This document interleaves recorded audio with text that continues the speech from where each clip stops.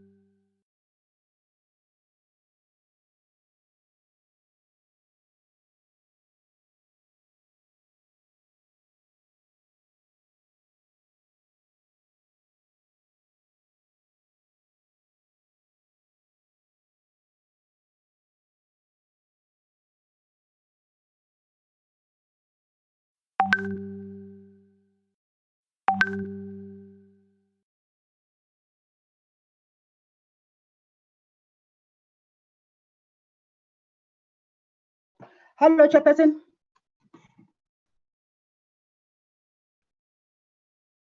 Yes, Koliswa. They are going to join now, Chairperson. They didn't see the link. Oh, okay. All right.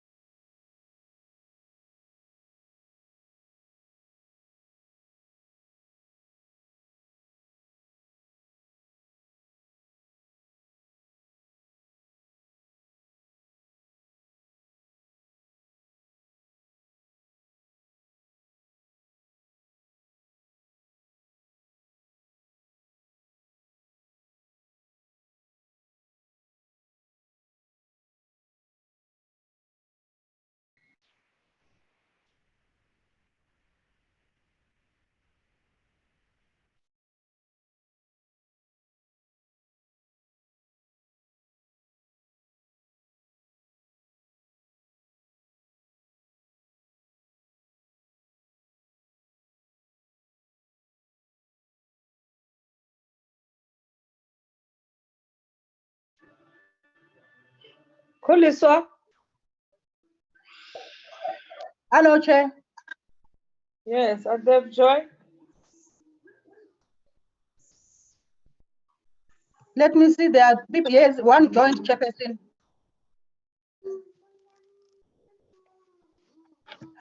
Hello, Makopoyi. Okay.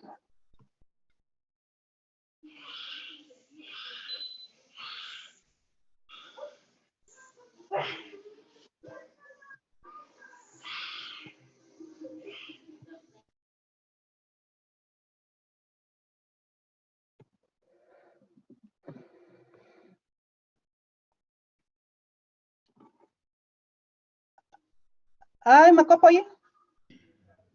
Hi, Kolisa. How are you, Sisi? Okay. Okay, chairperson, they managed to join now. Okay. All right. Let me. Thank you very much,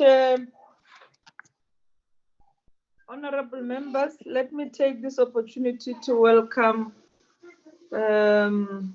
honorable members and the Auditor General's team to this meeting. Today's agenda will be receiving the briefing by the Auditor General on the performance of the Human Settlement Department as part of the BRRR. So today we'll be listening to the presentation by Auditor General how the department has performed, and members will get an opportunity to ask questions to the Auditor General. Even today, we are not actually asking the department questions. We are engaging Auditor General. I must just clarify it from the beginning. As usual, I'm going to request that you observe a moment of silence for meditation or prayer.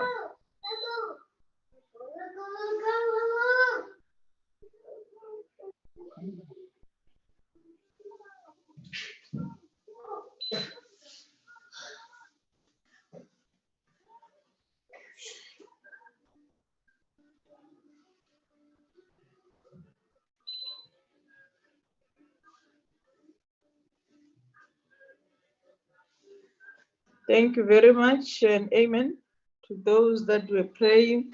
Chairperson, Yes. there's something on your screen. It's like a pig animal. I don't know what is it. Is that okay? I think it's from. I'll close my camera because similarly the parliament photo. It's a parliament photo, but it's not been captured very well. Ask Chair. Okay. I'll close my camera so that I don't scare you, honorable members. Koliswa, can you flag the agenda on the screen?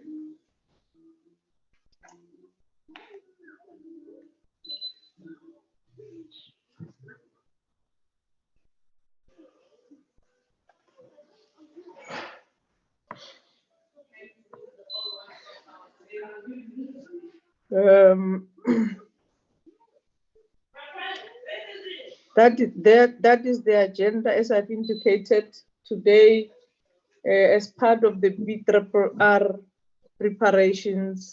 We have invited the Auditor General to come and brief us on the performance of the department for the financial year 2019-2020 financial year.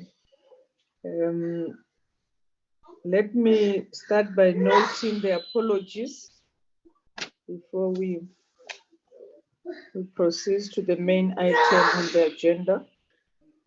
Apologies, Koliswa. Hello, Chairperson again. Mr. Mashiko has apologized.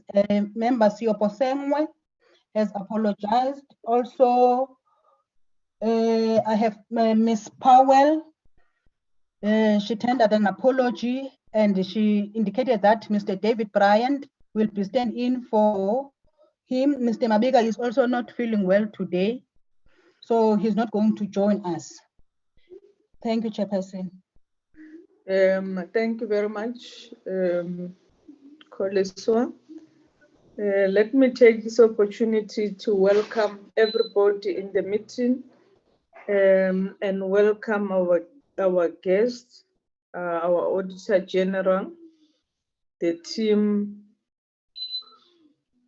They will be introduced to the leader of the team from the Auditor General. I'm handing over to Auditor General's team. You're welcome.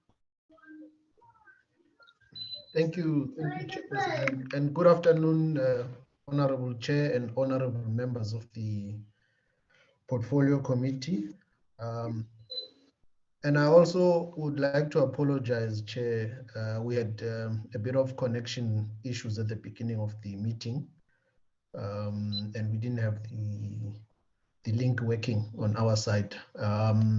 But for now, I suspect my colleagues are also still struggling, but I'm only seeing one colleague who has joined, which is Asam Shifili. So hopefully the rest will join as the presentation is going ahead. Chair, my name is Londoloza Songwevu, and I'm the Senior Manager responsible for the Human Settlement Portfolio in the Office of the AG. You would have met me last year because in fact, I did make the same presentation last year on the portfolio. And I'm saying this, Chair, because I've got a request to not use the camera because we've got issues with the network here. And I think with more data being used, it makes it even more difficult. Through you, Chair, is it possible that I can go through the presentation with my video off now that I've confirmed that this is me presenting? No, you're welcome. You can switch it off the camera. Okay, thank you, Chairperson. I'll also then flash the slides on my side. Zoom is a bit of a challenge for me, but let's see. Because I'm used to MS Teams, Chairperson, so I think I'm using Zoom for the first time. You are there already. All right. No, that's wonderful. So, Chairperson, honorable members, this is the briefing on the audit outcomes for the human settlement portfolio for the 2019-20 audit cycle. Maybe as a start, Chairperson, let me begin with our reputation promise. As an office, the Constitution allows us to exist in order to audit public sector. And we perform our audits, Chair, with the aim to enhance oversight, accountability, and governance in the public sector, and thereby building public confidence. And our role when it comes to the reporting process to Parliament, we enable and enhance oversight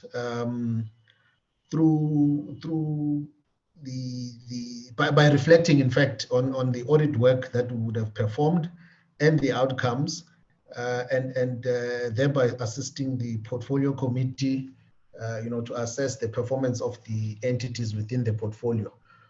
So the aim is then to look at our audit outcomes that we are presenting to you today and use those in assessing the performance of the portfolio as a whole. Then the audit outcomes, Chairperson. So you'll see, Chairperson, that when we look at and perform our audits, we want to demonstrate that financial statements were free from material misstatements, and in instances where they were not, and the audit process identified material errors, we would demonstrate whether management was able to then correct those material misstatements or they couldn't.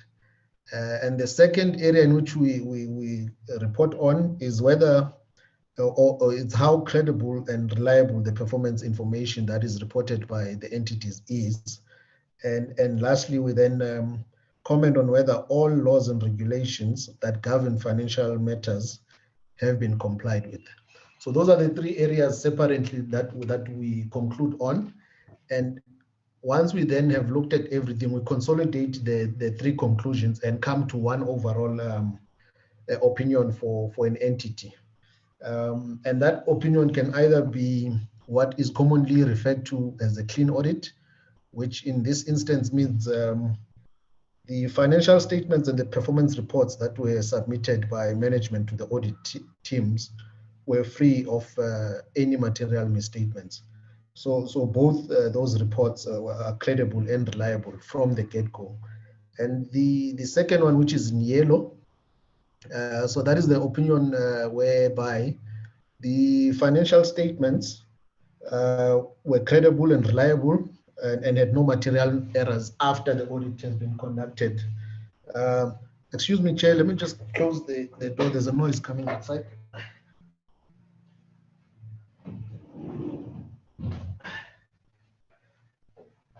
Sorry about that. So the financial statements are credible after the audit has been conducted. However, the entity still remains with the material misstatements on either the performance information or the laws and regulations that govern financial matters, or both. The third type of opinion, that's the purple one. That's the qualified opinion, Chairperson. In this instance, we're saying the financial statements had material misstatements or errors which were identified through the audit process, but management could not correct. We're losing you.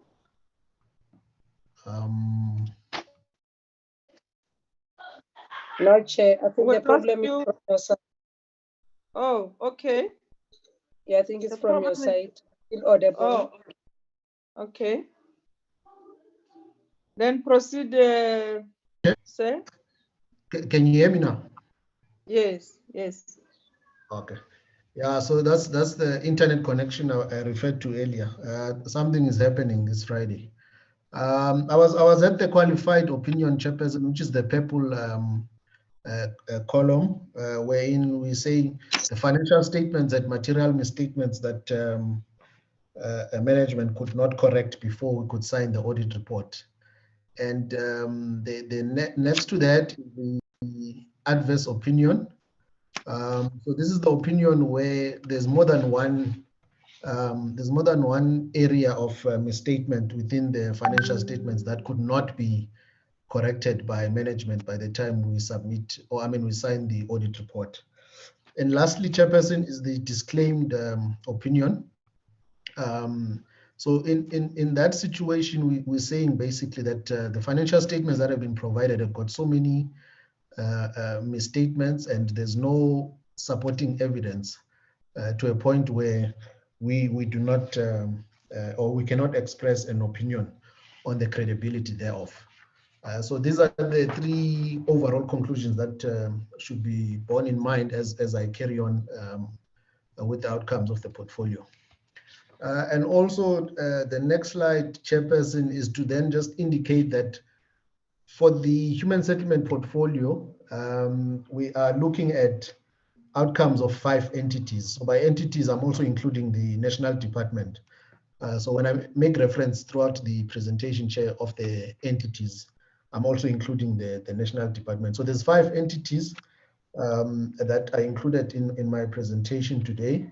And that is the National Department, NDHS, the National Home Builders Registration Council, NHBRC, the Estate Agents Affairs Board, that is the EAB, the National Housing Finance Corporation, NHFC, as well as the Community Schemes Ombud Services, which is commonly referred to as CSOS. And before I reflect on the actual outcomes of the portfolio, Chairperson, I thought maybe let me just highlight this slide.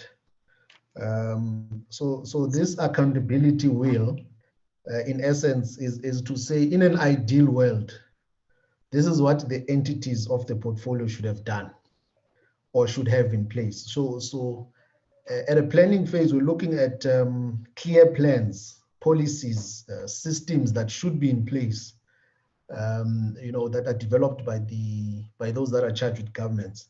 And those systems and plans should then empower and guide the employees on what needs to be done. So that is the do part of the pie. And once the employees are then empowered and are implementing those systems, the assurance providers, and in this case, we're referring to the accounting authorities / accounting officer, the audit committees, the internal audit, etc., should then play their part in monitoring what the employees are doing. And that is the check part of the pie. So the assurance providers should also play their role effectively. And we are saying then when that happens, there should be a reduction of breakdowns and controls in any entity. And in instances where those breakdowns are then identified, if the processes are working as I've described them, those breakdowns will be speedily identified and they will trigger the consequence management processes. And that's where the ACT part of the pie comes in. And then we're saying that if everything, the planning, the doing, the checking, and the acting is working harmoniously, we would see an improvement in the audit outcomes of any entity, or in this case of the portfolio as a whole, which would then lead to a cleaner environment, which is likely then to result in improved service delivery. Sorry. So this is the ideal situation in terms of what should be happening in the entities. Now, when we come to the audit outcomes, Chairperson, overall, as it has been for the past 5 years, there's no clean audit within the portfolio.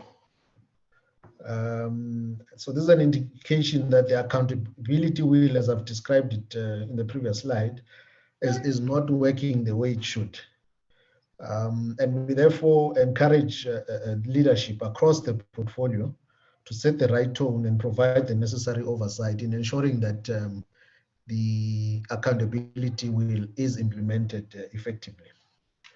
If I then go into the specific types of outcomes, you will note, Chairperson and honorable members, that 60%, which is the 3 entities out of the 5 that we've audited, managed to obtain unqualified audit outcomes, but with material misstatements on either the financial on performance information or laws and regulations. So in this instance, if you look at the National Department, the National Department submitted financial statements which were free of any errors. And on top of that, the National Department did not have any material contravention of laws and regulations. So that is the good thing with the National Department. However, the systems and processes to ensure performance information reported is useful and reliable require some improvement, in fact, major improvement, Chairperson. So this is something that the department needs to focus on and ensure that it also is in line with the financial statements as well as laws and regulations. And if that were to happen, the department will definitely get a clean audit. And then the NHBRC and NHFC are similar, Chairperson. They submitted financial statements and we identified material errors when we were conducting the audits. However, management was able to subsequently correct those differences, which then subsequently resulted in unqualified findings. In unqualified audit opinion. And we have attributed this to inadequate and timely review processes, Chairperson, as well as the ineffective use of internal audit functions. So we feel that Because these two entities are battling with financial statements, the internal audit should play an even bigger role in ensuring that before these financial statements are submitted to the auditors, they've been reviewed thoroughly and they are not and they are free of any errors. Again, those two entities, once they get that right, they should be able to move towards a clean audit. The challenges are with the CSOS and EAAB chairperson. Both received a qualified opinion, and it is the same area because it is a result of inadequate controls and processes around revenue management. So it's similar issues because even there around revenue, we're talking about the completeness thereof in both entities. So the controls are not adequate to ensure that the entities record all the revenue that is due to the entities. And we've also noted that for both entities, there are no permanent CFOs that have been appointed, which could be a contributing factor to the financial statements not being where they should be. And if we then zoom in terms of what happened in each of the areas that we audit, if you look at the financial statements, Chairperson and honorable members, you'll see that there hasn't been a movement. The picture is more or less the same as it was in the previous audit cycle. There's only one entity that submitted financial statements, as I've mentioned before, that are free of errors, which is the National Department. And NHPRC and NHFC, the quality of the financial statements was only confirmed after the audit, and the auditors picked up issues. And if we then zoom in terms of what the key qualification areas for EAAB and CSOS, as I've mentioned, with EAAB, in terms of their act, they are required, or at least estate agents are required to renew their subscription, their annual subscription at a specific time of the year. And the act then says EAAB must then charge penalties to all the estate agents that missed that deadline. We then identified that there was a number of estate agents that had not renewed their fidelity fund certificates by the legislated date. However, management did not then charge penalties to all of them. And that penalty then becomes revenue for the entity. And we're saying if management did not have processes to then ensure that all of those estate agents are charged their penalties, their revenue then becomes understated. So that was the issue at EAB. At CSOS, it's a similar issue as in previous years, Chairperson, and it talks to the entity not being able to charge levies on all community schemes. Though there's been some improvement, and the issue is still a qualification, there's been an improvement because previously the situation was even dire to a point where CSOS received an adverse audit opinion. So management has put in some mechanism in place to ensure that at least the situation is remedied somehow, although they have not gotten it right 100%. So that is the issues around the financial statements. If you look at the performance reporting, Chair, there's been a significant improvement in the sense that in the prior year, only one entity had performance report that was free of any material findings. So in the current year, all of the entities of the department, so it's 4 out of the 5 entities that have now received, or at least have received an unqualified opinion, as it were, when it comes to performance reporting. And maybe let me just highlight that due to the processes and COVID-19, as an organization, we had to then select only one program across all the entities to audit in the current year. But nonetheless, those programs that we had selected for the public entities they all had credible reporting in terms of the reliability and the usefulness of their indicators. The issue then remained the department, and I've touched on that, Chairperson.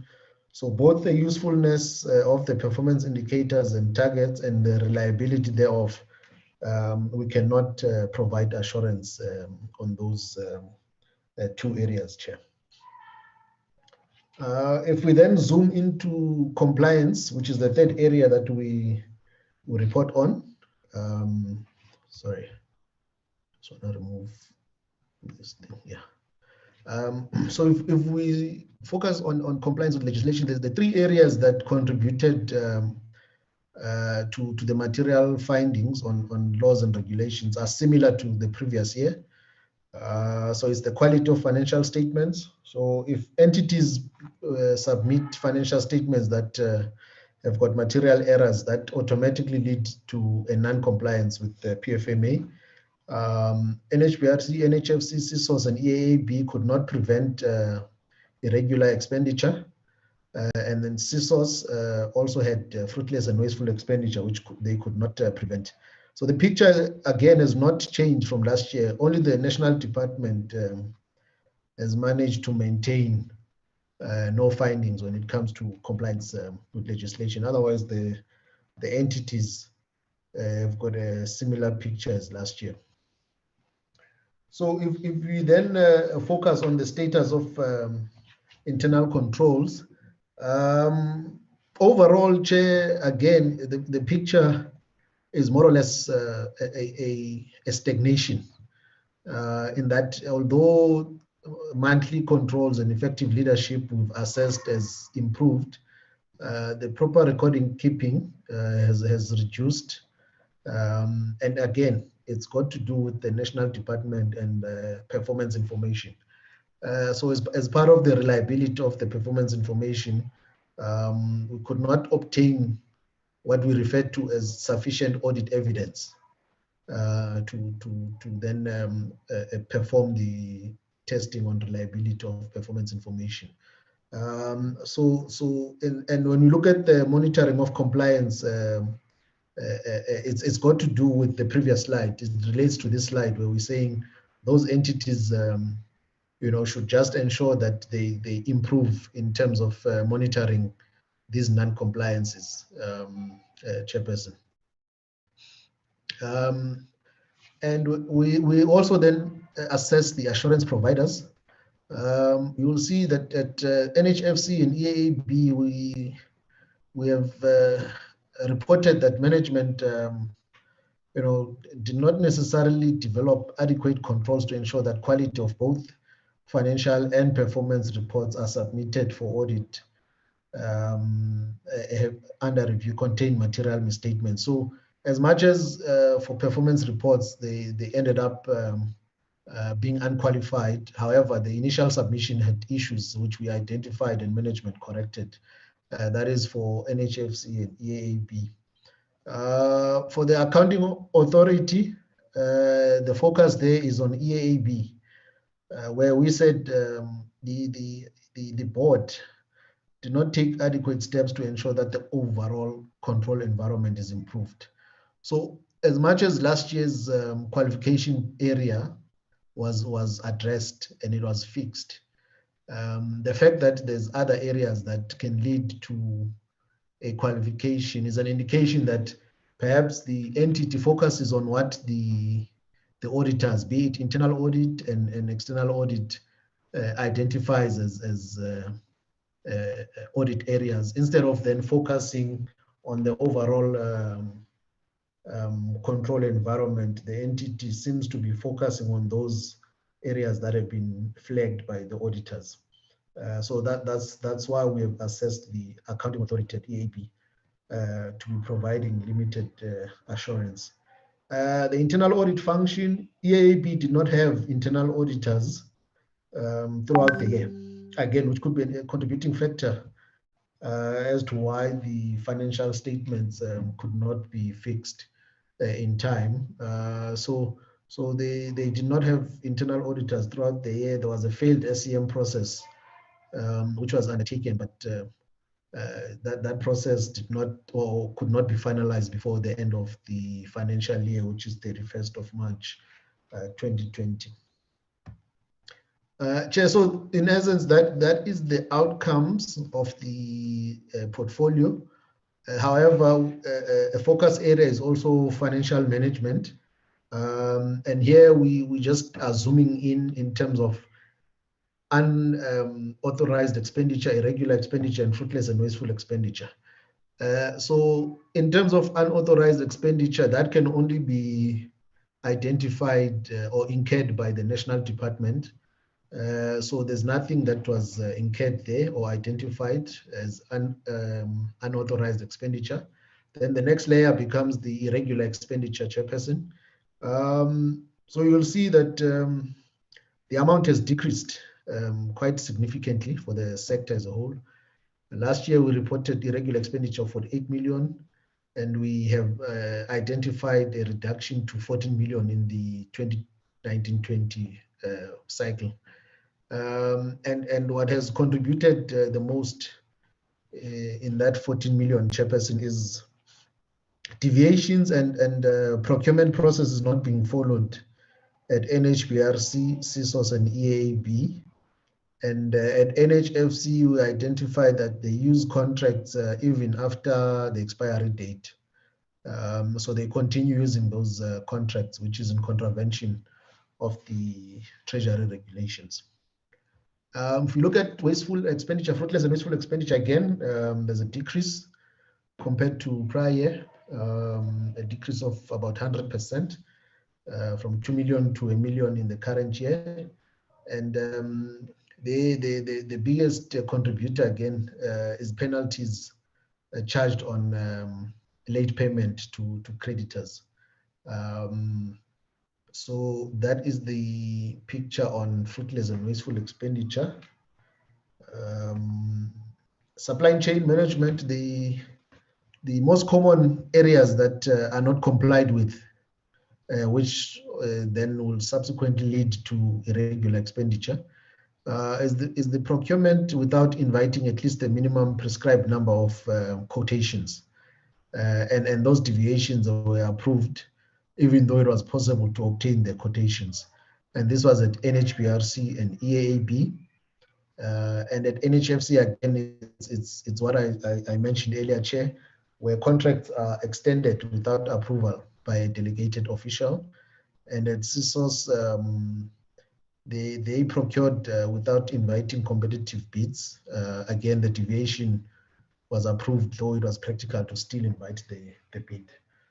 So the deviation, we did not agree with it.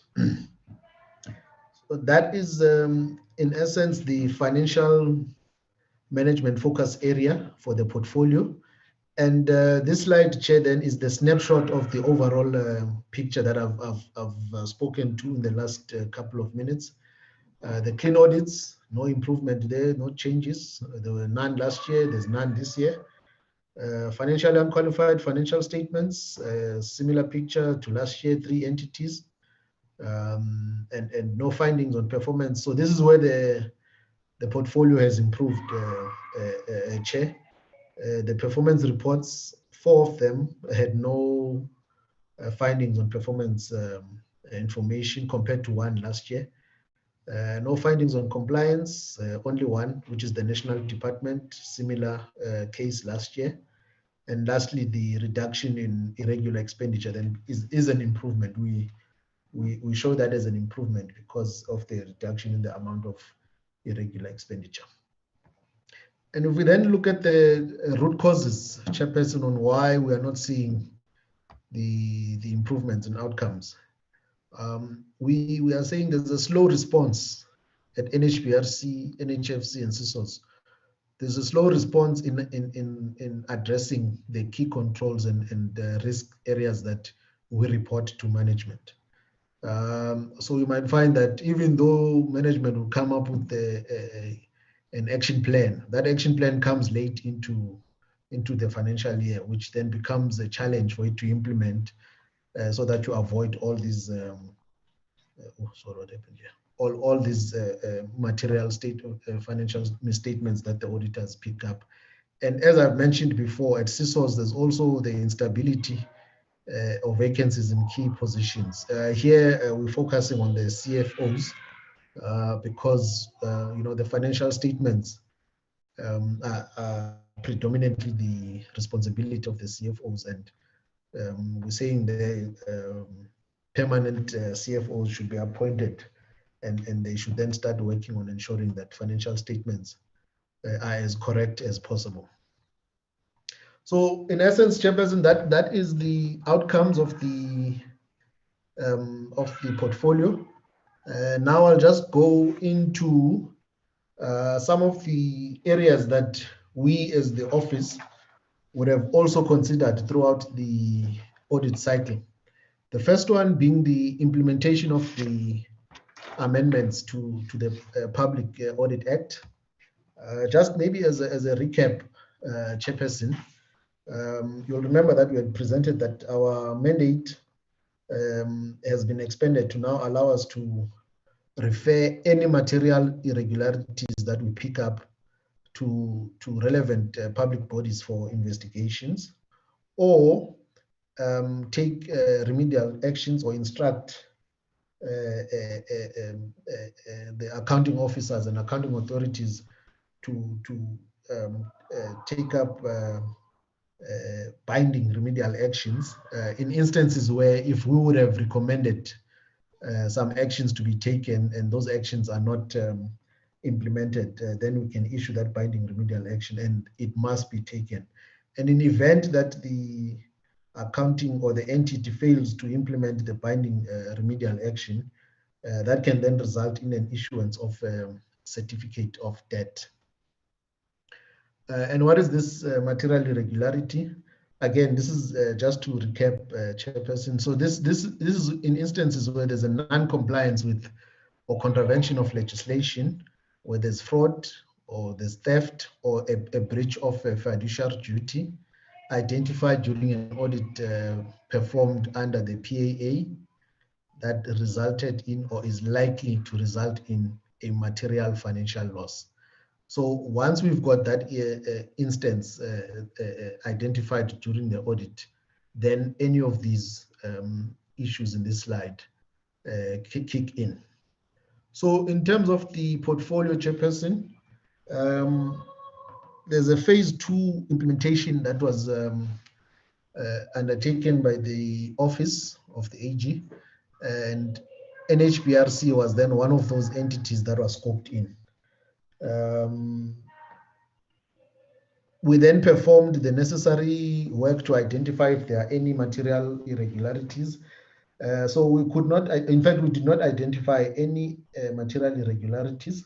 And although there's the 1.4 million irregular expenditure incurred by NHBRC during the year, it did not lead to an MI in the sense that there was no financial losses incurred. And what we mean by that is that goods and services were still rendered and at a reasonable price despite the entity not following procurement processes. So in that instance, then no MI was identified. So MI is in reference to material irregularity. However, the entity has got a balance of about 700 million plus of irregular expenditure. Now, this comes from awards that were awarded in previous years irregularly. And I think it was around 2013, 2014, Chairperson. However, we then assessed those awards. There haven't been any subsequent payments against those awards that were irregularly awarded back then.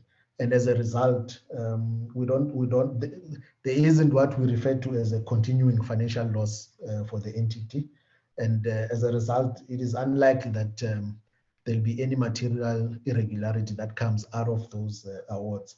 But the entity is currently in a process of finalizing the investigations. Some of them have been finalized and are going through the process of condonment via the National Treasury. So as much as I wanted to highlight that we still could not link that 700 million irregular expenditure to what we refer to as a material irregularity. The other area, Chairperson, is around the delivery of key programs versus the special report on COVID-19. So for the 1920 cycle, Chair, we had to shift our focus to the COVID-19 initiative, meaning we then had to reduce our scope and not focus on the overall sector work, which in the past would have formed part of our value-adding initiatives.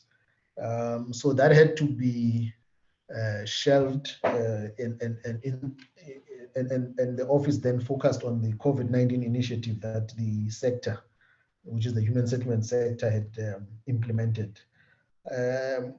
However, we can still link what we identified and reported on in the COVID-19 report, special report, to the achievement of the critical E&E, which is the estimates of the national expenditure indicators, as part of our normal audit. So as part of our conclusion on performance information not being credible and reliable, one of the issues is because of this inability for us to confirm the achievement of those E&E targets. So although the national department crafted its indicators to indicate that support is provided to provinces and municipalities, valid, accurate, and complete records of the reported achievements was still not maintained at the department level. And as a result, we could not obtain that information for us to audit. And the root cause that we've identified around is in the continuing lack of uniform indicators across the sector. So we're saying that lack of uniform indicators contributes still, in this issue around the performance information of the sector. And in our discussions with the department in after last year's audit, there was a commitment that when the business plans of the provinces are approved, there will be an inclusion in those business plans and an instruction that the provinces at least include the indicators, these E&E indicators, as an annexure to their APPs. But it doesn't seem as if that commitment was carried through, which then led to the situation that we have in terms of the outcomes on the performance information for the department. If I then were to move to the focus on the real-time audit, this is now in response to the COVID-19 initiative. So the real-time audit, the objective was really, to allow for a quick and response changes to the processes, and ensure that preventative controls are communicated to those that are charged with governance in order to enhance and take the necessary corrective actions when implementing these COVID-19 initiatives. So that was the purpose, Chairperson, of the real-time audit. For human settlements, we then looked at what was originally referred to as the de-densification initiative. We considered 95 informal settlement projects initially, and the focus was on those projects that will result in a resettlement of residents. And from those selected projects, obviously, what we say is that the objective was to then move or remove the residents from those densely populated informal settlements into temporary shelters. And when we then zoom into those ones, we then came up with a scope, which was to assess the compliance with National Treasury regulations in order to appoint the service providers that will be constructing those temporary units, and also focus and look at the price and the quality of those temporary units to ensure that they comply with the housing code. as well as the beneficiaries that will be allocated those temporary units. And at the time of reporting on this R1, SR1, that's how we refer to it, the special report one. So the special report then is aimed and planned to have different volumes. So this volume one was a final report, Chairperson. It was a final report in terms of what would have been identified at the particular time of the initiative. And then there would be an SR2, which is volume 2, and it is expected to be tabled in early December. So when we reported on SR1, we found that the initiative in itself had not made much progress. So there wasn't the necessary agency, in terms of completing those temporary units, thereby removing or resettling the residents of densely populated informal settlements. Also, we struggled with the information on the expenditure to date. So that information was also not readily available at the time when we reported on SR1.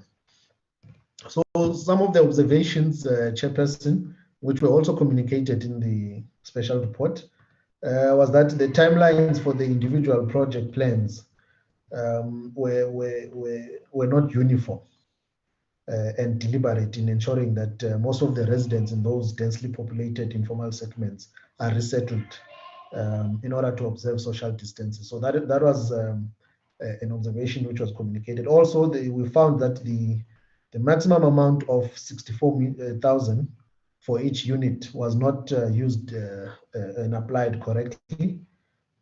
Also, we found instances where the TRUs that had been completed, although the project had not been complete, there were TRUs that were occupied prior to the official handover, and they were occupied by people who were not the intended beneficiaries. So those were and we made recommendations, and there were action plans that management, where they agreed that they committed to implementing. Perhaps maybe if I can touch on this slide. This is now the overall message that came out of that report, Chairperson. And I understand that, in fact, I was in the meeting when the department then came and explained, the steps that would have been taken since. But I thought it's still important that we touch on what we had identified. So our overall message from that report was that the national department did not alter their monitoring processes in order to respond to this emergency nature of the initiative. And this was evidenced by the non-completion of the projects as at 30th of June. So initially, when the plan was made, I think it was envisaged that by 30 June there should be some projects that are completed and people moved into those. So that did not happen, and that was our message. Also, the Human Settlement Command Center that was established by MINMAC to coordinate the implementation of the initiative. We found that it was not as effective as it should have been. And then maybe the last part that I just need to highlight in terms of the overall message was that the tracking of expenditure incurred. So that also came out a lot out of that report. Increased the risk of fraud being committed as a result of a lack of a central repository for the expenditure incurred across the different projects. So those are the highlights in terms of the overall message. So Chairperson, in terms of then, how then do we move to Special Report 2 for this particular initiative? Subsequent discussions with the National Department have indicated that the initiative to construct these TRUs will no longer be done in response to COVID-19, but will revert to the normal processes that take place when it comes to the implementation of the upgrading of informal settlement program. So as a result of that, if the projects that we've selected for the special report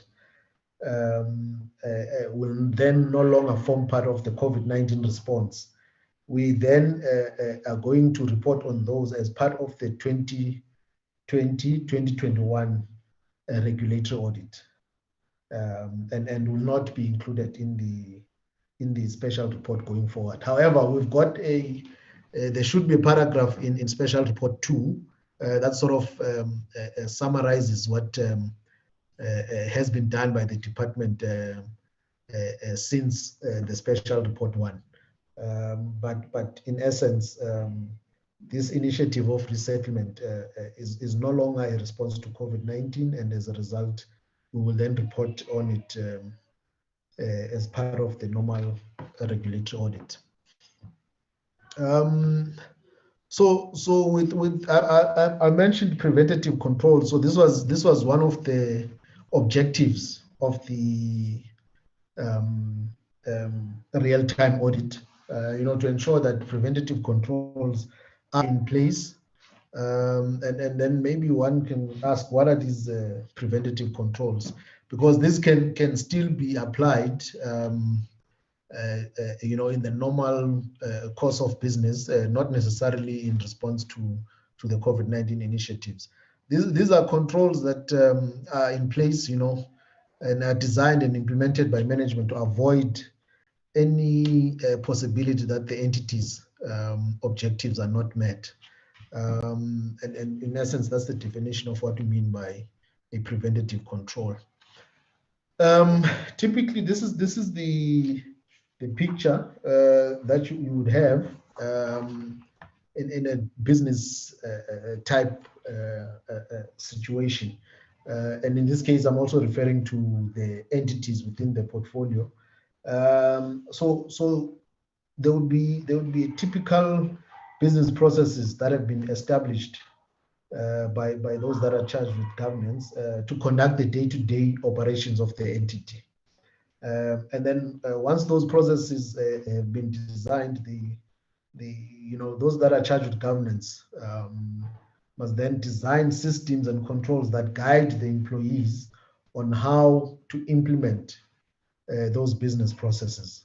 And that's the preventative controls we're talking about. So you're saying you've established processes, and then what are the systems and controls that are in place to ensure that your employees are performing their day-to-day duties in line with the business processes that have been established.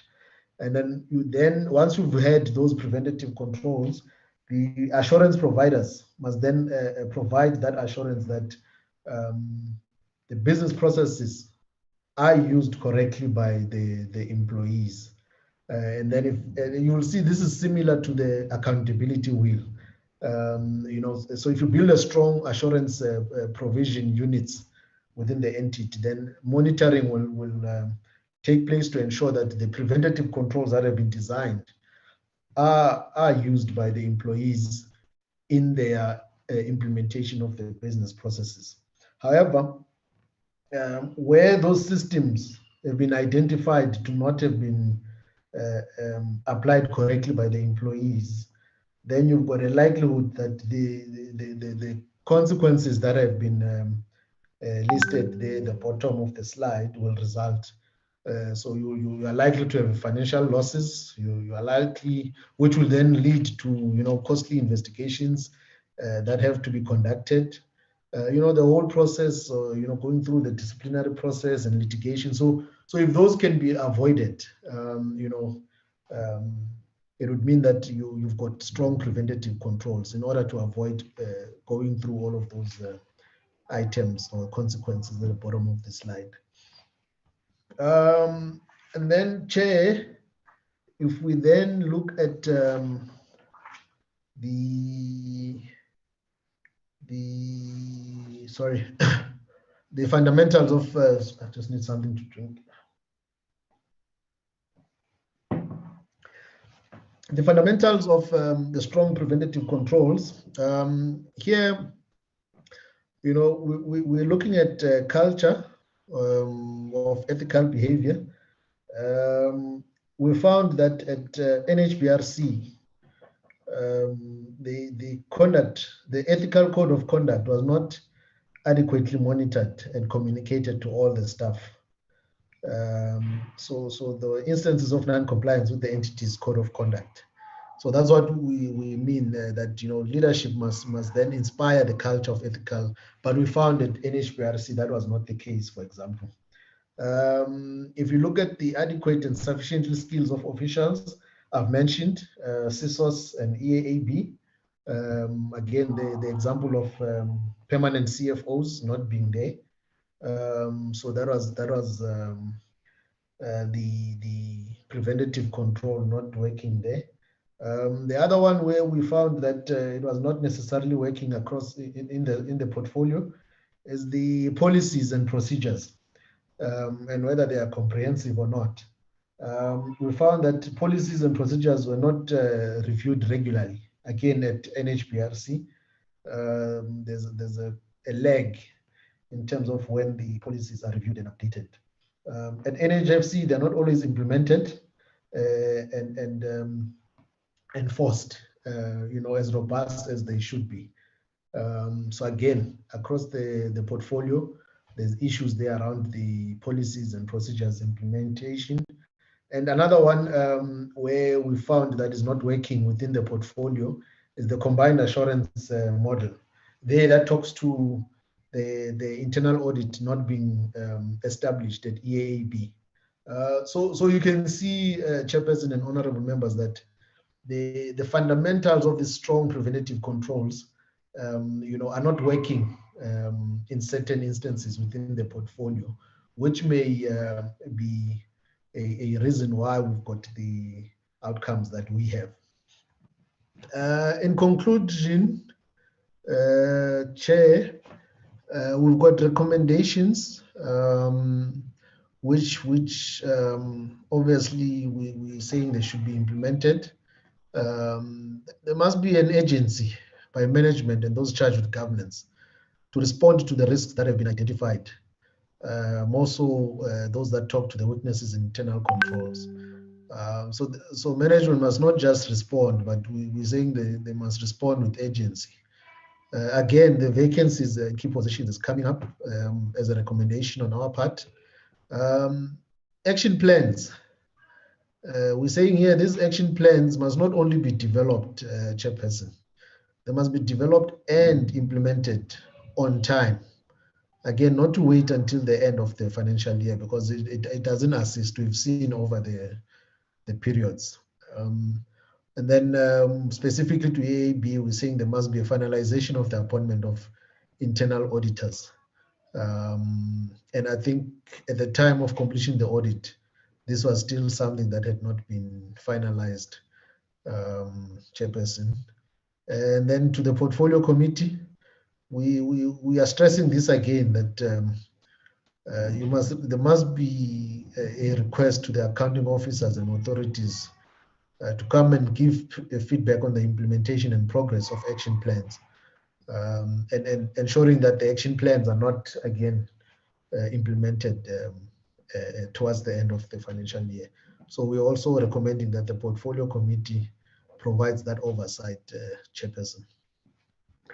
And when we then look at our overall message, we're saying the inability for the portfolio to improve on the overall audit outcomes, as demonstrated by the lack of clean audits, is a cause for concern, and it should be a concern for all of us. At least there must be some upward movement in terms of the overall portfolio audit outcomes. Corrective actions to address internal control deficiencies must be implemented again. It's something that is coming through as an overall in our overall message. Oversight must be enhanced, Chairperson, and adopt a zero tolerance approach when it comes to non-compliance with legislation. And the effectiveness of the work performed by the various assurance providers has not yielded the results that are desired. I think that's something that must also be looked at in terms of where is the issue in terms of why the results, because these assurance providers do perform the work, but the issue is why is there no improvement in the results. And then this is specifically to the department. We raise again the issue of the department not being able to collect information in respect of the reported achievements. And also in crafting the indicators, management should just ensure that the processes are simultaneously designed to ensure that evidence can be provided to the auditors, which is not happening currently. Chairperson, that is the audit outcomes for the human settlements portfolio as audited by the Office of the Auditor-General.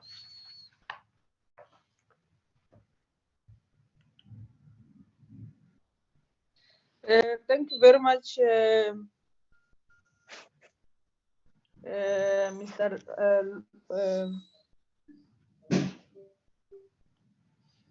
Londovozi. I'm struggling to pronounce it, but I just think of Jerusalem and then Londolozi.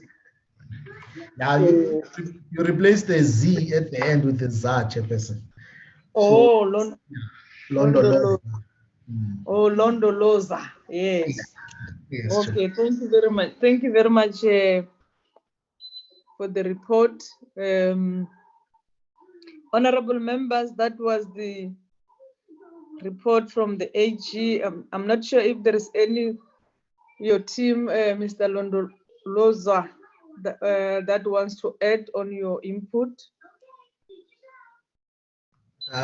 Chair, I've got, I see Mthokozisi joined the meeting and Asa, I don't know if they want to add anything.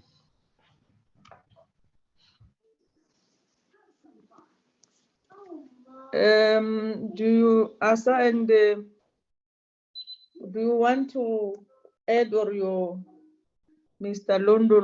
Londoloza has covered you? Good afternoon, Chairperson and members. No, Mr. Londoloza has covered all the aspects of the presentation. Thank you. Thank you very much. Honorable members, that was the presentation.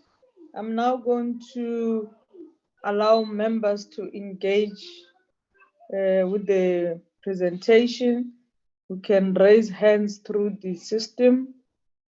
I can see Mr. Dave Bryant, and then Miss Honorable Tseke.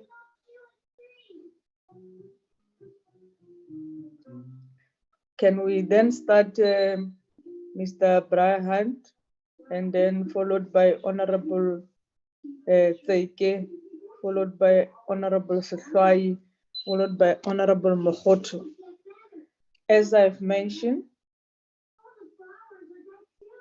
thank you, Chairperson. Honorable, yes. Thank you, Chairperson, and thank you for the report. Just a question, as mentioned in your opening, I'm filling in for Honourable Emma Powell, and the one question that I would like to raise is we did have quite a lot of detail on the performance of the various entities, but just in terms of the actual financial and non-financial performance of the NDHS, there doesn't seem to be a great deal of information on that, and I'd just like to find out from the presenter why that is, and if there is an intention to expand on that. Okay, they'll note your question, they'll respond. Can we then go to Honorable Tseke? Thanks, Chairperson. Let me also thank the Office of the AG for their presentation in preparation for the annual report of our department and its entities, Chair. And I must say that as much as there's no movement in the department and in most of the entities, but I think they're not as bad as other departments. The performance is not that bad as other departments, but I think they still need a room for improvement. Chair, I think we as the portfolio committee will also agree with the recommendations made by the Auditor-General, and I think it's our responsibility as the oversight committee to make sure that we follow through all the recommendations that have been highlighted. And Chair, on Tuesday we had a meeting with the planning and monitoring, Mr. Londoloz. And one of the things that they highlighted is that our government still lacks, or it must fix, intergovernmental system. I'm raising this because when you look at the Department of Human Settlement National, they are not implementing agencies as such. They disperse money to the provinces. And in most cases, provinces and municipalities, the big district metros and local municipalities, I think, are the ones who are failing them. But nonetheless, they are responsible for monitoring. So my question is that, do you think that the implementation of the district development model will assist government going forward? And the other question, Chair, the report that you are the audit report that you are getting today excludes the audit of Social Housing Regulatory Authority and the Housing Development Agency, HDA. So I'm trying to check who audits the two, or what is the problem, because we have not received the audit opinion of both entities, your SRA and your HDA.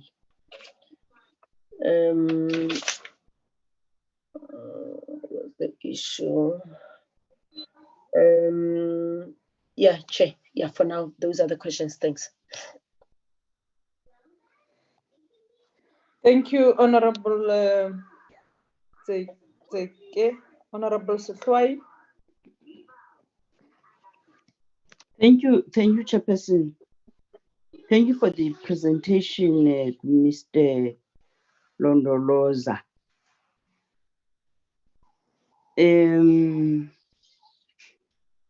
Just to appreciate the presentation as presented, and also the clarity of who is Auditor General, why this presentation to us, which also, Chairperson, you alluded to, sometimes because of our anxiety to want progress on the issues, we miss the objective of a presenter, and we want to ask what we want to ask. I think there is a clarity on the issues, why the AG. But just for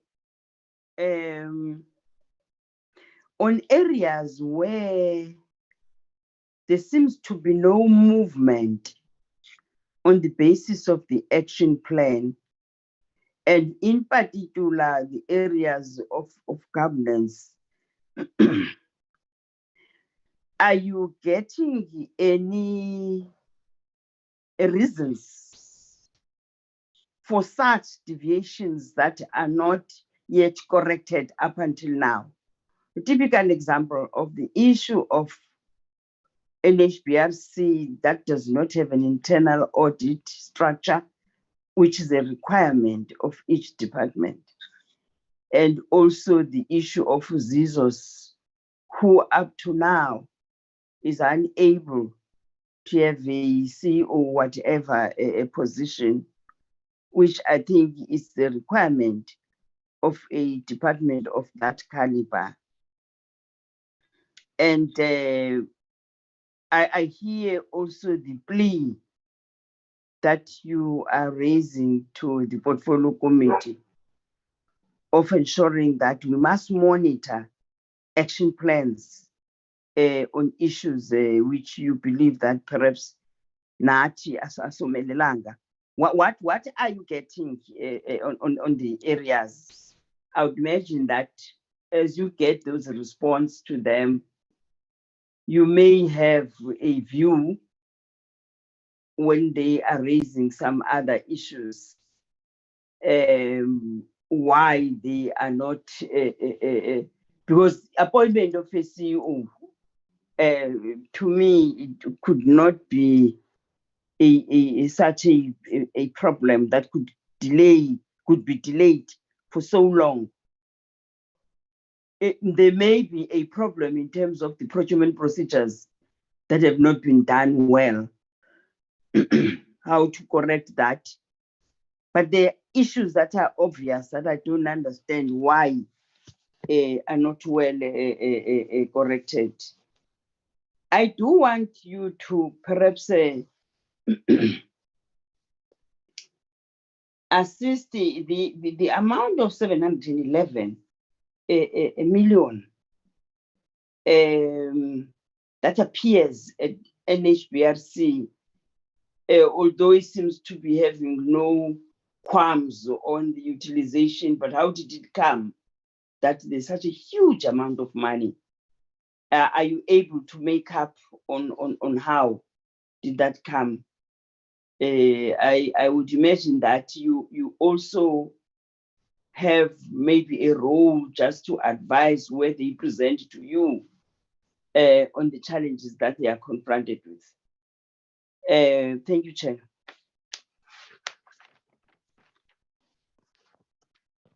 Thank you, Chairperson.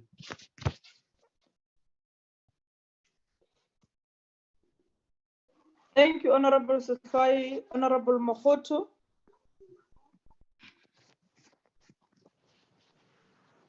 Thank you, Chairperson. I would like to thank the Auditor-General for the presentation. And I'll start with my first question directed to the Auditor-General. On page 13 of your presentation, the status of internal control in respect of proper record keeping of both the department and entities is concerning. What are the reasons for these, and why could the Internal Audit Committee not pick up these autonomously? Reports on the Internal Audit Committee units in most departments and entities are useful to manage risks. However, in your opinion, is the quality of the Internal Audit Committee reports ineffective, or do departments and entities simply disregard the important issues raised in their reports? And the last question is, on page 33 of your presentation, you note the consequences of not designing or implementing preventative controls, which may result in financial loss, costly investigation, disciplinary processes, and litigation. For the financial year under review, were there any costly investigations, litigation, or disciplinary action found within the department or its entities? Thank you, Chairperson. The Chairperson, I've finished asking my questions. Okay, thank you very much, Honorable Mokoto. You can lower your hand. I don't see any other hands. Just to note some few things, well, as we welcome the report, I think the first one I'm covered with what Honorable Zeke has raised. On the other two entities, but I think what for me what was important is the issue that was raised on the material finding on the information on the performance information, as this is a repeated finding. Just to check with Auditor-General what should be done. Is it the lack of capacity of the department? What is the observation on that one? The second issue is just to note that the reduction or the decrease of irregular expenditure and wasteful expenditure, which is welcomed, and the performance of NHBRC, because it was one of the worrying entity, and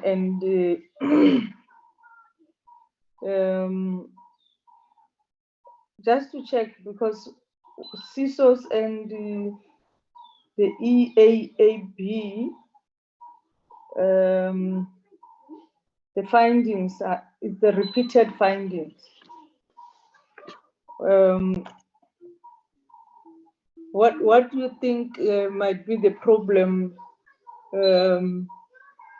which as a portfolio committee we must actually work with Auditor-General to get this thing right? Yeah, I think those are the questions that I just wanted to add. We will now welcome the Auditor-General to respond to the questions.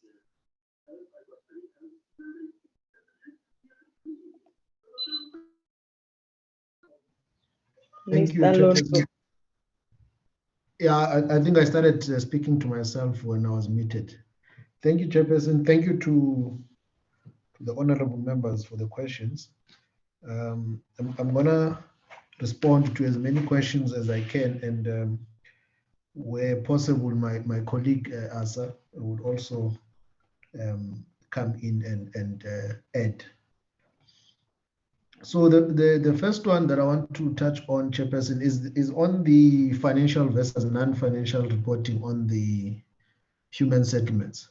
So the member, I think, said that it's not coming through in terms of the department, but I've elaborated on the entities. So the reason there is that from a financial point of view, the national department, we did not identify any issues in terms of the financial statements. So that's the first part. And secondly, when it comes to irregular expenditure and fruitless and wasteful expenditure, which is financial management, again, the national department did not have any material findings on that. So that is why then perhaps then you'll see that in the presentation, there isn't much mention of the departments where there's been transgressions in relation to both the presentation of the financial statements as well as the issues that we report on when it comes to financial management. But the issue is around the non-financial information, which is the performance report. So you'll note, honorable member, that this is where the national department is struggling with. This is the non-financial information. And this has been an issue for the past number of audit cycles.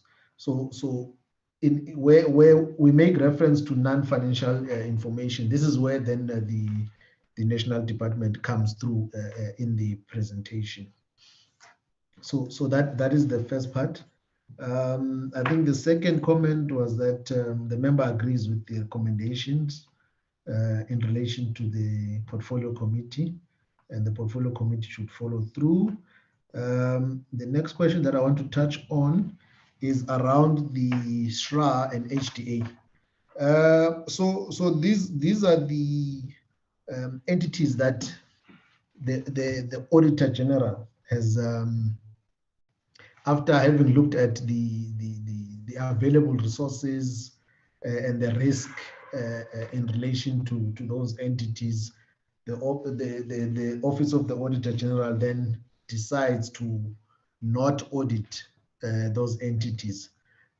So both of them are then audited by the private firms, and there isn't any involvement in terms of us as the Office of the AG in terms of that audit, except at an oversight level where there are issues that cannot be resolved between the audit firm and the entities, and then we come in just to provide an oversight role. The reason why they would not have been tabled is that the audits may not have been completed, a member. So the audit reports have not been signed. And that is why then you would see that they have not been tabled. Let me just tick off that. And then the objective of the AG in the process. So remember, if I then maybe take you back, or if you then go back to slide slide number 3, this is where we explain our role and the reason why we then come to the portfolio committee and present these audit outcomes. We are saying that because the portfolio committee has to produce the budgetary review and recommendation report, we are then saying take into account what we have identified in our audit or in our audits in producing this BRRR report. So that in essence is the objective why we then come to the portfolio committee and present the audit outcomes of the portfolio that we would have audited. The next question is around the deviations not corrected. And the member then used an example of why EAB would not have appointed an internal audit and why CISOs would not have, I can't read my handwriting, would not have appointed a CFO and a CEO. So remember, what we find on the ground at EAB, for example, there were disagreements between those that are charged with governance. In this case, I'm referring to the audit committee and to an extent the board and management in terms of the process that had been undertaken to appoint the internal auditors. So those disagreements went on until basically the entity ran out of time.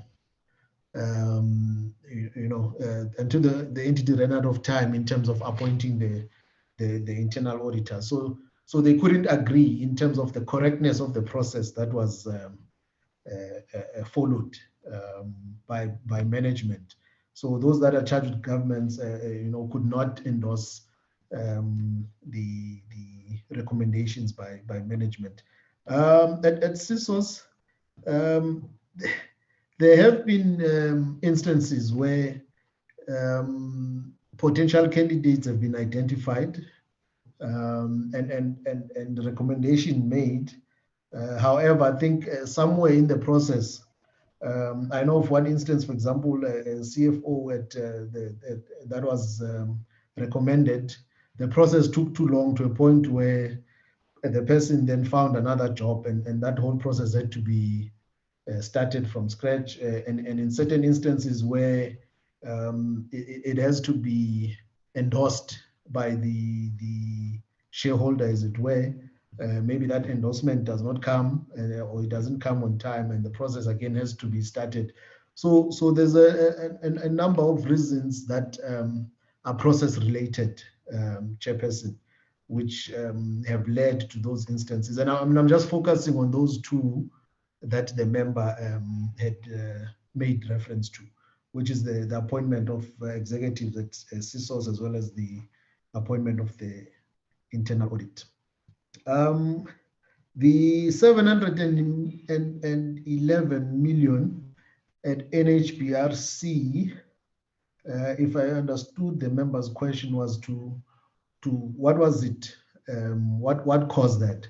So in previous years, again, there were awards that were given to members, to entities that were linked to, and this is just one of the reasons, that were linked to either employees or members of the accounting authority. So those projects were then awarded irregularly. But like I said, I think it's important to note that happened about 5 years ago. But processes have been slow in trying to deal with the consequences that emanate from those awards that were awarded irregularly. And in certain instances, the entity has identified that the people that were involved have now long gone left the organization. And the question is then, what do they do with such instances? So that is in essence where the issue is in terms of that 700 million. It is then, it will be up to National Treasury to then see if they condone those, or at least that expenditure. And that way, it can then be finally removed from the financial statements of NHBRC. Then the next question was a comment on record keeping being concerning. More so at the, maybe let me just go to the slide. So you'll see across the portfolio, record keeping is an issue. And I think we must also bear in mind that this particular audit cycle happened under lockdown. So in essence, there would have been instances where the reasons why information would have been provided to the auditors later than we would normally expect, is that almost everyone was working remotely, and there will be instances where the information that is required is actually physical information that is not stored in any of the IT systems of the entities, which then would require arrangements to be made for both the staff of the entity as well as the auditors to go to the buildings themselves. So all of those processes would then have taken a lot more time. But I think the most concerning one is again around the department itself when it comes to appropriate evidence to support the performance information that is reported. So that is in essence the issue around record keeping. And if we then look at the reports on internal auditors not being effective or not implemented, so internal auditors generally across the portfolio, you'll see that we've on slide 14, member, we have assessed the internal auditors to be providing the assurance, the necessary assurance. And we back this up on the basis that when we then read those, so first of all, there are internal audit reports that we can confirm. And then when we go through and review those reports, they assist us in our audit processes, through whether be it risk identification. So hence, we don't, or we do not necessarily have issues around the internal auditors being effective. Again, at EAB, it was because it was not the function or at least there was no appointment. The issue then becomes the implementation of the action plans. So when these entities and management come up with an action plan, remember, they would look at both the external auditors' findings, that is us, as well as the internal auditors' findings in those reports. So maybe to answer your question in a long-winded way, the internal auditors' reports and recommendations, perhaps then management takes time in coming up with the action plans and implementing those action plans. Hence, then you see that the findings are still there. So the reports, indeed, they are effective.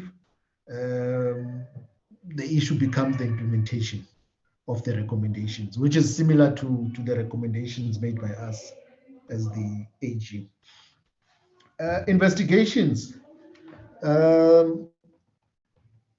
We have not noted any investigations in the reports.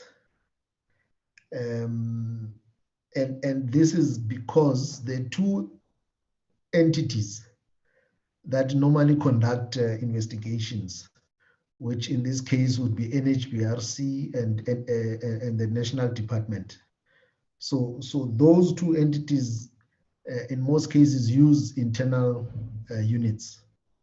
So they've got internal units that conduct these investigations, meaning they don't incur any additional costs in terms of those investigations. Remember, and then the lack of capacity in responding to AOPO at the National Department. This is a challenging question, Chairperson, in the sense that, as was noted, the issue is around the implementation of these targets, and the fact that the National Department does not necessarily implement these targets. So the issue that the department is grappling with is crafting their indicators in such a manner that those indicators are useful to the reader of the APP. I think that's the challenge that the department has. It's taking into account the fact that they play a monitoring role and are not implementers. Then the issue is around how then do you craft those indicators so that it takes into account that fact, but those indicators are useful enough that evidence to support any what is this? Achievements. Yes, that's the word I'm looking for. So evidence that can support any achievements that talks to those useful indicators, can be provided. So in essence, currently that is the issue with that the department is grappling with. So if we were to then say is lack of capacity,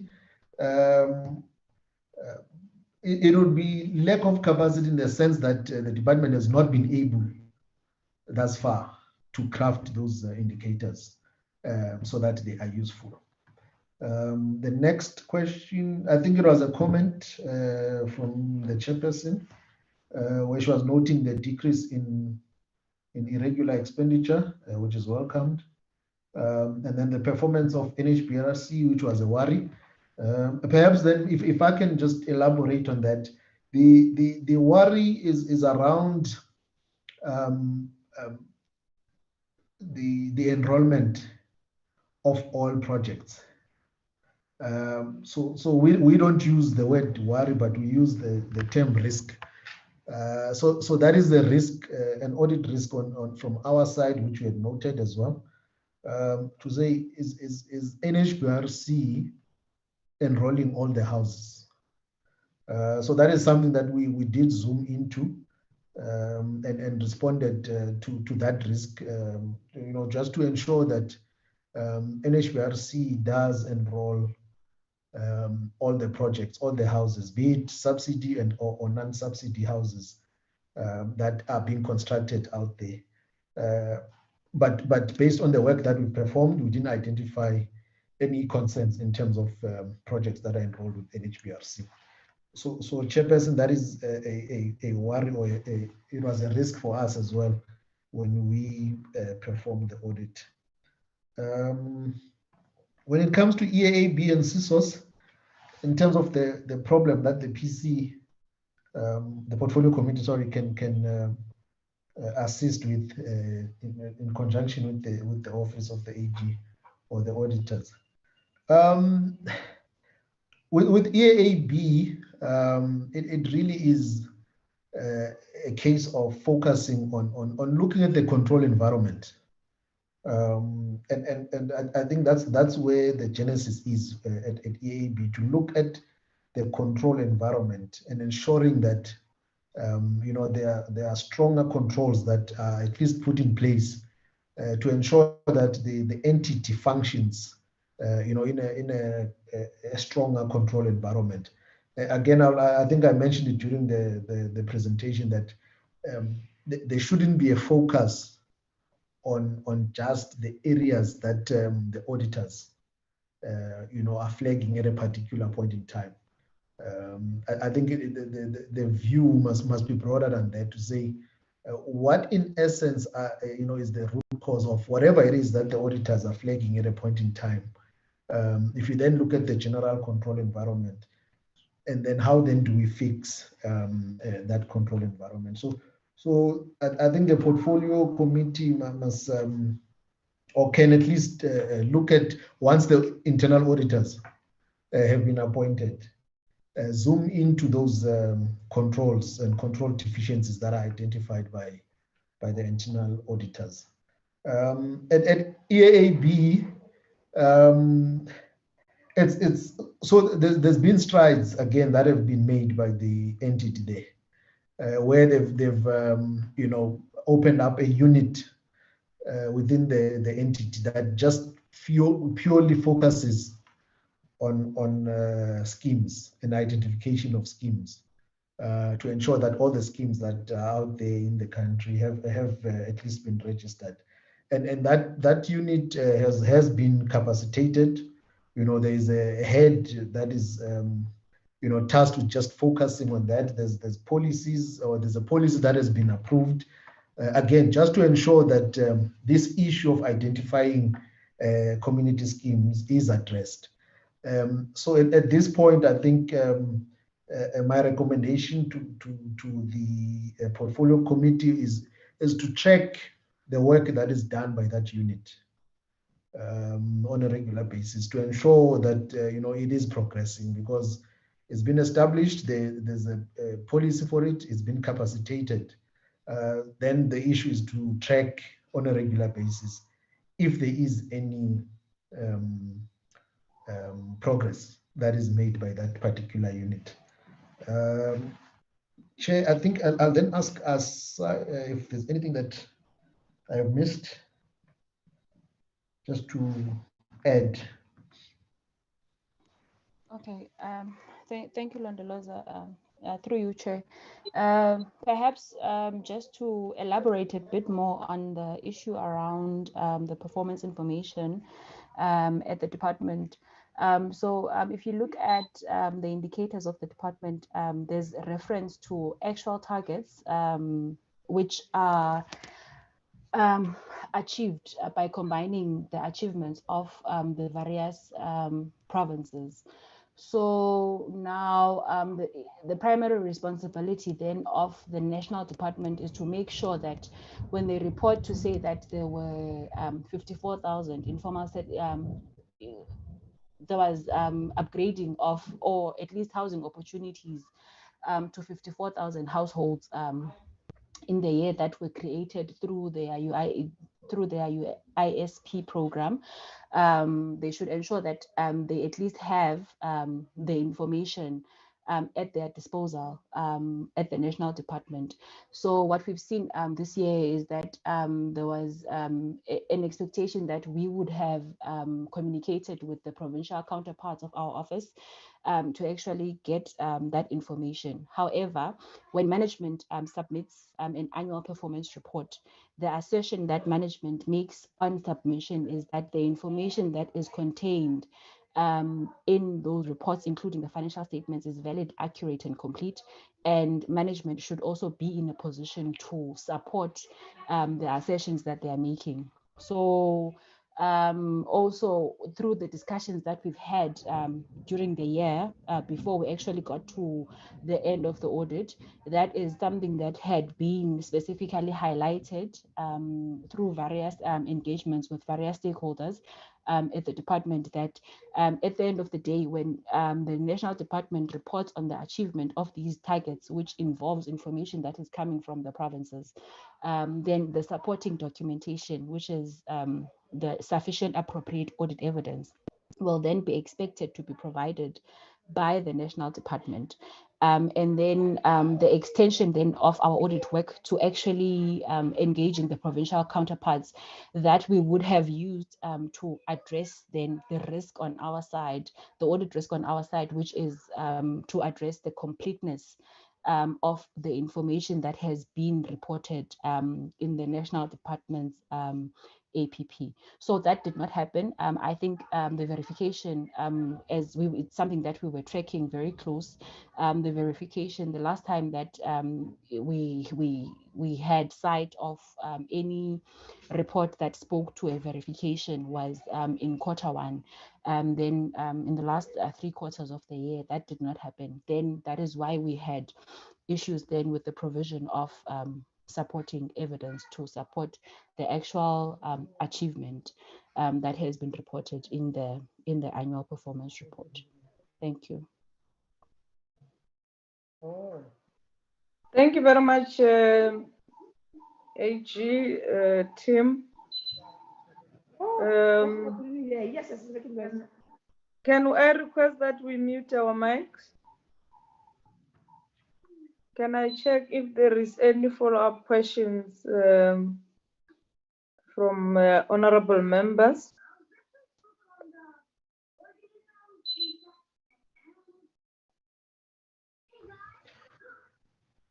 So, sorry, Chair, I don't know how to raise my hand. This is Londoloza. Oh, okay. Yes, Yeah. Mr. Londoloza. Yeah, it's just to maybe add on the question of SRA and HDA, just to maybe confirm the auditors there. So the audit firm that is auditing SRA is SAB&T, and HDA is then audited by Ngubane. So I thought I should just provide that additional information. Okay. Then in terms of why the table, the chair, I think we'll also just from our side follow up with the firms. Okay, but just to check, you don't do anything? The quality assurance is done by who? Or those companies, because they are those audit firms? They use the framework of Auditor-General. Therefore, there's no need for Auditor-General to quality assure. So, Chair, we do more so because the firms would be uncomfortable when it comes to performance information and compliance with laws and regulations. Then they would provide us with the information. I mean, with the audit reports for us to quality check in certain. For example, I know that HDA has not signed because I did that. A review for them, I think on Monday. So that's why I know HDA would not have signed. Hence they would not have tabled. Thank you, Chair. Okay, thank you very much. Honorable members, any other question?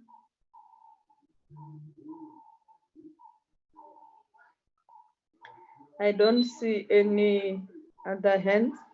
Maybe just to confirm, as proposed by Honorable Tseke, sorry, that the portfolio committee, it will then be our resolve to make sure that to adopt the recommendation of Auditor-General. I hope there is no one who has a problem with that, as raised by Honorable Zeke. Okay, thank you. There is no hands is coming up, means that we agree in that We support, Chair, we support. Okay, thank you very much, Honorable Zeke. Maybe before we release you, Mr. Londoloza and your team, just to convey our condolences to the former Auditor General, Mr. Clarence Makwetu. We banner our Mr. Kimi Makwetu, Chair, not Clarence. Oh, yes, Clarence is the other one. Clarence is PAC. The party. Yes, okay. Kim Makwetu. So I'm sorry for that. Just to ban our flag for the work that has been, the good work that Mr. Makwetu has done for this government. And we passed our condolences to the entire family of Auditor General and the family of Mr. Makwetu. And I'm going to ask, before we release you, to bow our heads and observe a moment of silence in honor of the good work that Mr. Makwetu has done in raising the flag of South Africa, producing the reports that were more of credible and and putting our country in the right direction. Can we bow our heads for that?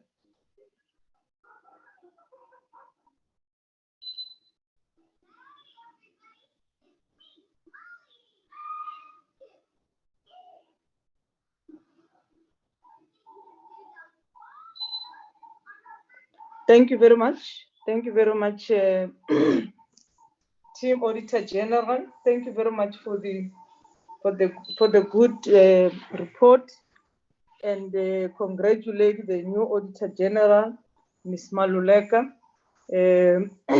Just to assure our commitment as a portfolio committee to continue working with you and making sure that the recommendation that you have recommended will follow up on them and make sure that departments implement as we engage with them on quarterly basis. Thank you very much, Auditor General, your release and your team. And I'm going to request members of the committee just to remain behind. We can have 3 minutes stretch leg as we release the Auditor General.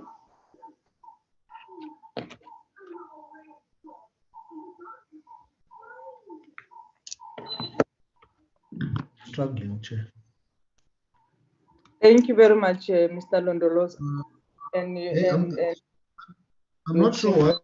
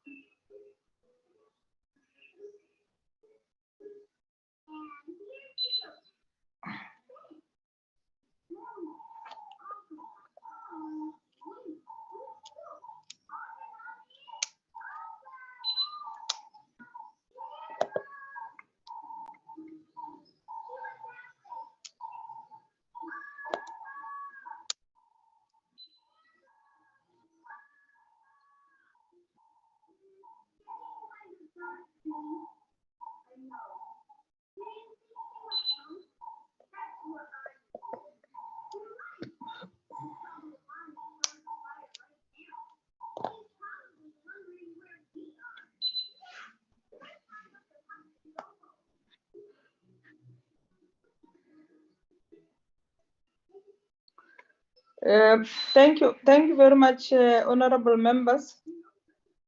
Honorable members, I've requested us to remain looking at the program, the change of program of Parliament. We have expected that from the first program was saying from the 1st of from the 1st of December was going to be the committee week, and the program has changed. So there will be sittings throughout. So I want to suggest that looking at the program, that on Tuesday we are meeting with the department, and after that there is a program which doesn't require voting.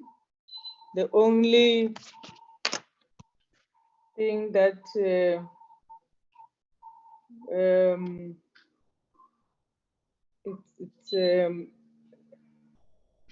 it's important for all of us is the farewell of the former Auditor-General. I wanted to suggest that on Tuesday we then have a meeting with the department, and then later on we join Parliament after the farewell of Mr. Makwetu, and then we resume our meeting. Then we take 3 entities, and then Friday there is a Friday which we're going to utilize the whole day. There is a workshop on the PIGR from 10 to 1, and then we can then have our meeting from 12 o'clock to 2, taking the other 3. Or we can agree that on Tuesday we take the 3. Wednesday it's question for social cluster. On Thursday is deputy president, which the sitting will end at 5 o'clock. We can then take the last 3 after the deputy president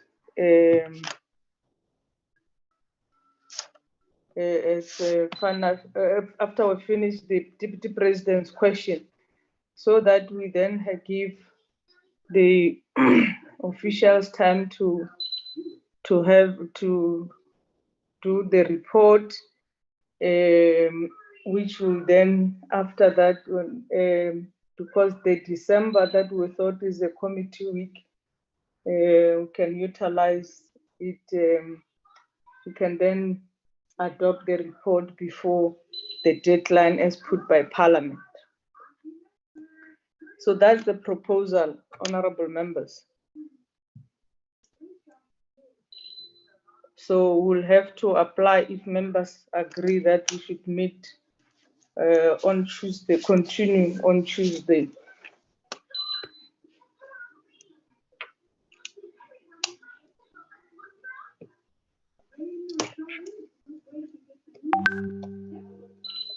Chairperson. Yes, just Honorable Secretary. Just to follow what you are raising, if I understand you well. Tuesday we have a committee meeting that takes about 3 entities. Friday we take another 3 entities. Then on Wednesday there's a cluster. On the same day we take another 3. How many entities do we have? Because that's 9. No, we have got 6. I'm saying, maybe just to repeat, that on Tuesday we have a meeting with the department, and then after the meeting, after that, there is a plenary, and the plenary is the farewell, the tribute to Mr. Makwetla, which is the first item from 2 o'clock. After that, the consideration of budget review, recommendation reports. Then after the debate on 16 days of action, that we can apply to meet after. We can then meet around 3 o'clock to 6 o'clock. We take the three. And then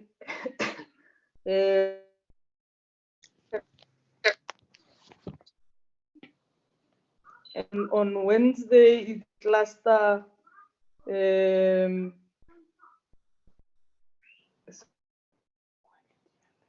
which at 6. And then on Thursday, the person who has put the program, can you scroll it up?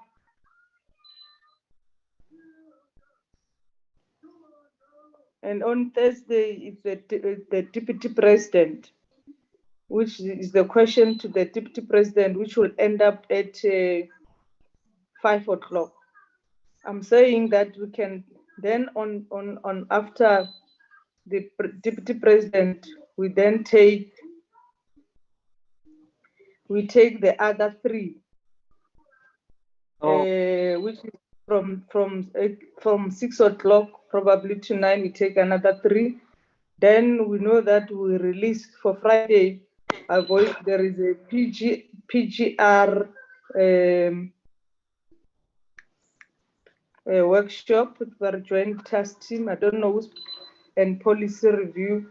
I don't know who's is sitting in that, but just to avoid that members might be participating in that, we then take it from 6 o'clock. We take the last 3, and then we then give the staff time to do the report. And if you look at December, it's no longer, from the 1st of December, it's no longer a committee week. There is a plenary, even with the December. Then we can then know that we have done with the annual report, and then finalize the report, and then probably then get it. If the report will be finalized by Tuesday, we can then, as we meet on Tuesday, adopt the report, or we can arrange the other date, as long as by Thursday the report will be tabled to the ATC. So that is a proposal. No, I'm fine, Chair. I'm clarified. I support the proposal, Chair. Can we second, get Chair. Second, thank you very much. Any? Yes, Honorable Mafoto. I also second, but would you please request the secretary to send us these new changes? Okay. No, they're here. They'll be able to update members on the program. Thank you very much, honorable members. That was the issues that I wanted to raise with yourselves. So Kolisoa would then will make the application, because it's not the Tuesday. We have to apply. That we sit during the plenary, then immediately approved, will then communicate with members. Thank you very much, honorable members. The meeting is adjourned. Thank you, Chair. Thank you, Chair. Thank you very much.